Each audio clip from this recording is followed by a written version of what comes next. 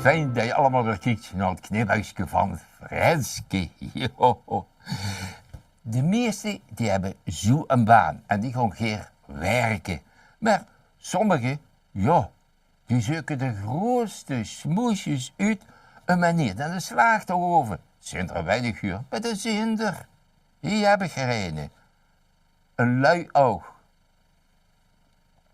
Op het arbeidsbureau, ook wel genoemd UWV, riepen de beambte, mens, je zit niet goed bij.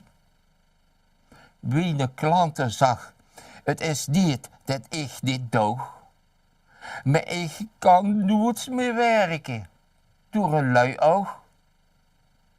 De klerk riep erg kwaad, dan kun je goed met werken, volgens mij zie je gewoon een lui werken. Nee, zegt de klant, ik ben gedwongen uitgeschet. Die luiigheid heeft zich over mijn hele lief uitgezwet.